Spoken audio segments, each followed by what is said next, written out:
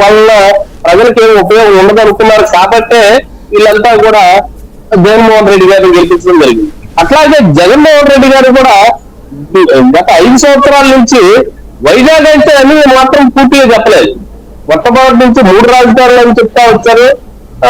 వైజాగ్ అని లాస్ట్ లో చివరి ఎన్నికల్లో వైజాగ్ అని చెప్పుకుంటా వచ్చారు. కానీ అసలు వైజాగ్ అదొక్కటే ప్రాతిపదిక కాదు.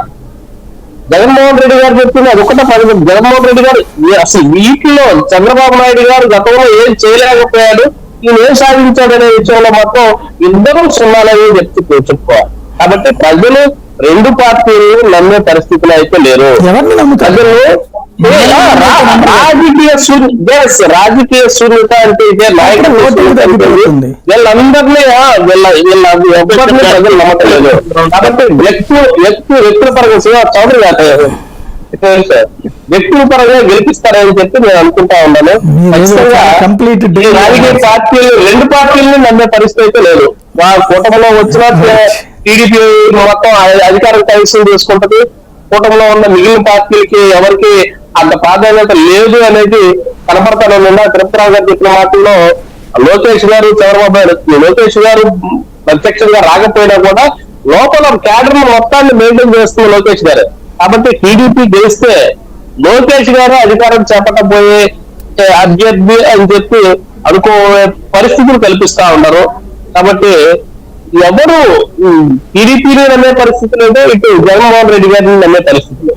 కాకపోతే ప్రజలు మాత్రం మార్పు అయితే కోరుకుంటా ఉన్నారు. ఆ మార్పు ఎలా చూపిస్తారనేది ఎన్నికల్లో మనం చూడబోతున్నాం అని చెప్పి పెద్ద నాయకులు మహానేతలు అనుకునే వాళ్ళందరూ ఓడిపోబోతున్నారు.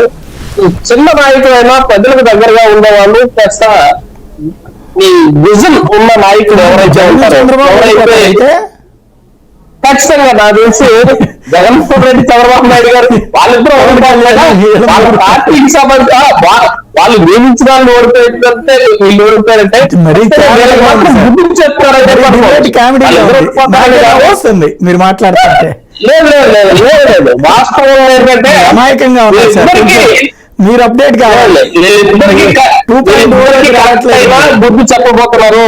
మీరు ఇంత మీరు గతంలో ఎప్పుడు ఎలాంటి ఎన్నికలు చూడలేదు. దానికి కారణం ఒకటే, ప్రాబ్లం వల్ల ఒకటే. ఇదివరకు ఏంటంటే ఇన్ని పథకాలు ఈ గోళ లేదు. ఇప్పుడు సంక్షేమ పథకాలు ఏదైనా కనుక జగన్కి వేస్తాను అన్నారు అనుకోండి, తెలుగుదేశం వాళ్ళు వచ్చి రేపు బీగేస్తారేమో. అదే తెలుగుదేశానికి వేస్తున్నారు అనుకోండి, జగన్ వచ్చి రేపు బీగేస్తారేమో అని భయంతో తప్పించి మరేం లేదు. అందుకని నోరు మెదపంది. ఇంకోటి ఏంటంటే